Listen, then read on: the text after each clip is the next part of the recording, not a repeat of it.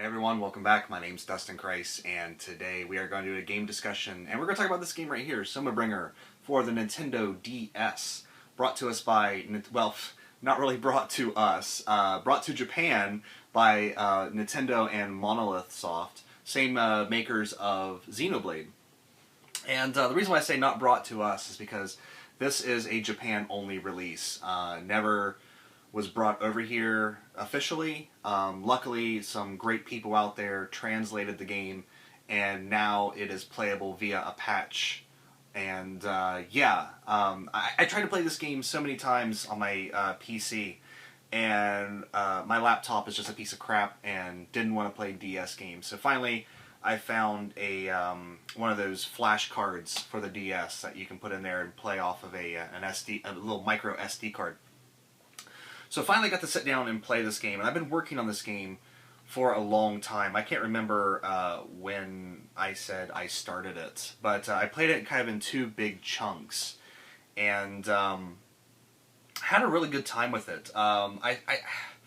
There are some not really issues, but the game is really good. It just didn't blow me away the way I really wanted it to, and that's kind of where my, the sort of glum sounding review is coming from. But there is a lot to really like here, and I think a lot of fans of sort of the dungeon crawling looting games like Diablo and things like that would probably find a lot to like in this game. Because it really is kind of a mixture. In a lot of ways, like Xenoblade felt like a mixture of Western and Japanese ideas. Soma kind of almost feels like a dry run for that. Takes like Western dungeon crawling games like I kept thinking back to like the PS2 era and like Champions of Norath and things like that. And takes that and infuses it with a great Japanese RPG storyline, great music. Really great graphics for the Nintendo DS, and it really is sort of a complete package. The only thing I didn't really care for is the battle system in this game, and we'll talk about that when we get there. But storyline wise, this is one of those games that kind of tells a simple story that we've already seen in other RPGs, and a lot like the Tales series, it just throws a lot of terms at you. And you kind of got to figure out those terms. And there's a lot of characters in your party, and you got to kind of understand their relationships to each other. So it's not really the greatest game to play for a big chunk and then leave for months and then come back to. You really should play this straight through so you can keep with the storyline. Because otherwise, when I jumped back into it, I was kind of lost a little bit. And maybe some of the storyline impact didn't impact me as much as I wanted to. But it tells a sort of a familiar story about a world that uses this magical energy, in this case Soma, to run all their technology. And of course, something happens. These creatures called the creatures that the people of the world call visitors show up and start to disrupt the Soma. And there's a sort of an army division out there, which I can't say the name. I've tried to figure it out. I can't say it. That kind of goes around the world and helps regulate Soma to keep things running smoothly. And the 7th division of this force is what you focus on, and this is the 7th division right here. And they go to investigate an occurrence, and it of course sets them off on this globe-trotting, world-shattering adventure. And for the most part, I really enjoyed the storyline. I enjoyed the interactions with the characters. It's a very wordy RPG. I can see why they didn't want to, spend the time localizing this, because it does have a big script. But it's funny how, Nintendo didn't want to do that. But these couple of guys, or maybe gals, I don't know who all was on the team, but just a couple of people out there just sat down and translated it. And when you think about like Dragon Quest VII on the 3DS, it boggles my mind that these major corporations can't be bothered to just translate a script when people out there sit down at their computer translate these games and release the patches for free, but yet these big companies charge us money to play these games, to buy these games, you know. I don't understand. I don't understand how this happens. How, like, you know, a big company like Nintendo or Square Enix can't put the money in to translate a game, but yet people out there can just sit at their computer and work on it and get it done. It really paints these companies in a very bad light. But I'm very happy that this group of people translated this, because this is a great game. I mean, I have some issues with the battle system. I'll talk about it in a minute. But storyline-wise and the locations you go to and just the things that happen in this game, I had a blast seeing what would happen next, you know, and seeing the locales and everything. Because much like Xenoblade and its very creative world, the world of Somabringer does have a very creative... You can definitely tell the same company was behind it. And might as well go ahead and get into the gameplay, because I'm comparing this to Xenoblade. This really does kind of feel like a dry run for Xenoblade. As much as they can do in sort of a 2D way, it feels like a lot of similarities with Xenoblade. Not in the battle system, but just like the world you explore. The dungeons that you explore in this game and just the world in general is massive. And you kind of get that with Monolith Soft now, it seems. Like, Somabringer, massive world. Xenoblade, massive world. Xenoblade Chronicles X looks incredibly huge. So, you know, you can definitely feel the Monolith Soft, for some reason that's really hard to say, the footprint on this game. And, you know, there's a lot of things to do in it. Run around and explore, of course. There is side quests, which at some point I just said, you know what, I'm not worrying about these side quests. Much like Xenoblade, no, it does have a quest log in there. So you can keep track of what quests you need to do. But it just got to the point where the game was feeling long enough, and I didn't really want to drag it out. I just wanted to see, you know, where the storyline was going. I was more focused on the storyline than the side quest stuff. The battle system. Real-time action, hack and slash. You know, kind of, and you have two party members with you, so it kind of made me feel like Secret of Mana a little bit, but at the same time, it didn't have the same, I don't know, the combat felt a little bit button mashy, and the game gives you all these skills that you can put points towards to learn and to level up and things like that. But at the end of the day, there was only really 2 skills that I used, and the battles come down to just managing your health potions. You know, depending on what character you play the main character as, because you can change his job at the beginning. I played him as a sword and shield type character, but you can play him as a mage. You can change, there's a bunch of different classes you can change him to. You can be a gunner, things like that. But as a sword and shield user, it was basically just attack, attack, attack, attack, attack, keep watching your HP. Once it drops down, you know, fall back, use a couple health potions, and go right back into the fray. So, playing as a sword and shield user, the combat in the beginning felt really good, but as the game wore on, the combat just kind of, I don't know, it kind of became a slog in some ways. And that's just because of the very sort of simple nature of the battle system. Maybe there's something I was missing in it. Maybe I just played it too hack and slash, too physical combat, you know, oriented. But you can build up S breaks, and what you have to do, if I remember correctly, is you have to sort of flank the opponent with your other character, and then you just keep kind of wailing on them until you get these yellow exclamation points. And then once you build up to 3 yellow exclamation points, you get an S break, which knocks the enemy into the air. Your attacks do way more damage, and you can kind of juggle them in the air for a certain period of time.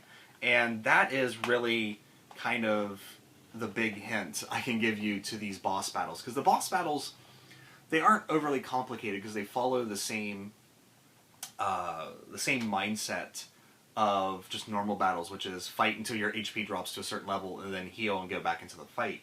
But the problem is these bosses are like tanks. I mean, they have so much HP, your attacks deal so little damage. Some of these boss battles are just long and drawn out, and you know, I wish there was a bit more variety in the combat of the game. You have two partners there. There should be some way to like team up with a partner and do like partner attacks and things like that. But as far as I can remember, and again, the manual's in Japanese, and I just kind of played from what the game would tell me. I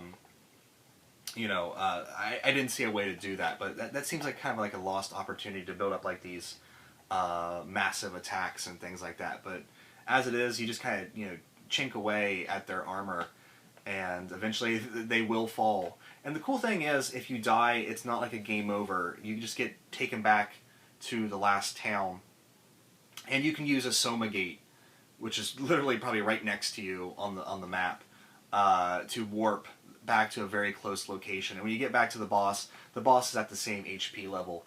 So yeah, it's the challenge is not really there. I mean, if you die, it's not like a big deal. You just warp back to town, and then you have to go back in. You can leave the rooms with these boss battles and go back to the Soma Gate and go back to town and buy more health potions and come back, and the boss is at the same HP level. So, combat could be better. It's fun, and it's cool to level up and see your characters get stronger and all that stuff. And I kind of feel like maybe that was a bit of the point, like they were trying to emulate a Western RPG a little bit, because I think they said something like that with Xenoblade, that they were trying to emulate some Western ideas, or trying to take some Western ideas into the game. But I wish they would have spiced the combat up a little bit more. That's, I mean, that's really the one like dent in this thing's shield. You know what I mean? Is that the combat is just gets kind of boring as the game goes on. And this is kind of a lengthy game. I want to say there's no in-game clock. Man, I messed that up. No in-game clock, but I want to say I spent about maybe upwards of 30 to 40, somewhere in that range on this game. That could be way off. I don't know, because there's not an in-game clock, and I played it in 2 big chunks. But, as far as gameplay goes, it's a really fun hack and slash, like, action RPG, but it does kind of drag on, and eventually the combat is just kind of button mashy and a bit boring. But, that happens. Really where this game shines is in its presentation. The music, the soundtrack. I need to find the soundtrack to this game. Much like how the soundtrack to Xenoblade is awesome, amazing soundtrack, this has an amazing soundtrack for a Nintendo DS game. I was really surprised at how much I enjoyed the music in this game. I don't know if it has the same composer. I don't know off the top of my head who the composer is. Internet's there, look it up. But I really do kind of want to get the soundtrack for this game. And in a lot of ways, like Xenoblade, I mean, the graphics, man, the graphics are kind of a mixed bag. The backgrounds look phenomenal, absolutely phenomenal. Hand-drawn sprite work, gorgeous color palette, really inventive ways of like showing you scale and perspective and things like that. Really love the backgrounds. The character models, on the other hand, are polygonal, and while they look, I mean, okay, the DS was not really a 3D polygon powerhouse, and I kind of would have rather had 2D sprites as the characters in the game. But, then they can't do the cool thing like adding different sword. Like when you change your weapons change and things like that. Maybe they could, but it'd been a lot of sprite work. But, when the storyline comes up, your characters are represented by, of course, the usual 2D character models of the characters, and, there's that. But, so, yeah, man. I don't know. Maybe I'm just really tired. I might be really tired. It's like 8 o'clock in the morning, and I have not finished my coffee yet. I just got home and I put it on, and I didn't know if I was really at the end of the game or not. And I was fighting like this final boss that, you know, they've referred to in the game all the time, and I was like, is this really the end? Am I really at the end? And I looked it up on a fact real quick, and I was like, holy crap, I'm at the end. So I plowed through it and got to the end, and it does unlock a new game plus where you get to play as, not Welt, but you get to play as Idea, who is the sort of the female protagonist, the second most important character in the game. Or maybe the first, who knows. Yeah, I don't know if I'll get to that or not, because at this point I'm kind of really done with the game. But you know, don't take my tiredness and all that to mean I don't like this game. I actually really had a great time with this game, and combat got monotonous. But there's a lot of games out there where the combat gets monotonous. You know, these games go on for a long time and doing the same moves over and over again. Oh, I should say there is a lot of, for all you people out there who like to sift through armor stats and things like that, you get so many weapons in this game. It's ridiculous. Like a good portion of your time sometimes is spent getting all these weapons that you find in the dungeons, all this loot, is selling it. You're never going to have any problems with money in this game. The weapons you find in the store are crap compared to what you find in the dungeons, which people who play these games know that. But yeah, Somabringer, man.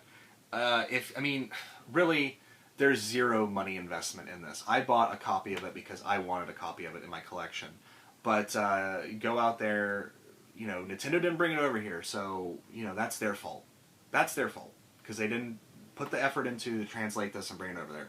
So go out and find a ROM, patch it, play the game. It's a really good one, and it's unfortunate that we didn't get this over here because you know, we often have this chat about the PSP and the DS, and the PSP just feels like this RPG powerhouse, you know. And when you look at the DS, there are a lot of RPGs on here, but a lot of them didn't make it over, and this is one that I think we really missed out on. You know, there was a big push with Sola to Robo to get it to come out over here, and I remember Somabringer being brought up. I think that's when I found out about Somabringer, was with the Sola to Robo push, and people were, you know, like, hey, well, we got Exy to bring Sola to Robo over, let's get Somabringer over here, and of course it never happened.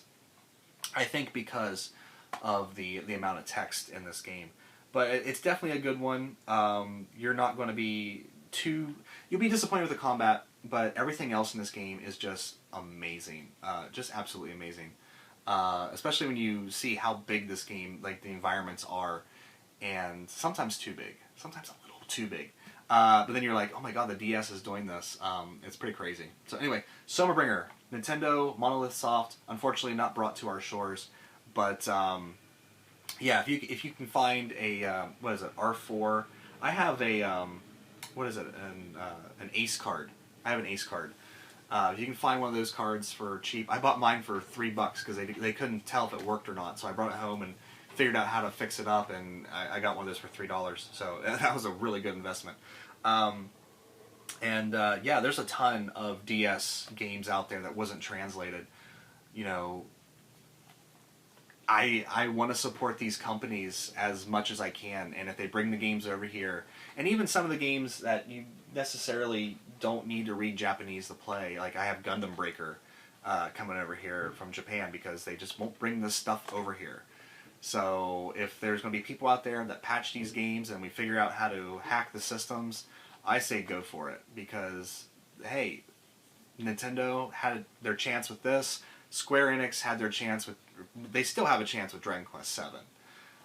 We'll see if it actually happens or not. But if they don't, someone hack that 3DS and let's get playing, because it's ridiculous. It's ridiculous that we have to resort to these measures to get these games. But anyway, enough editorializing. That's it for Somabringer. I want to thank you guys so much for watching. Take care, and I'll see you next time.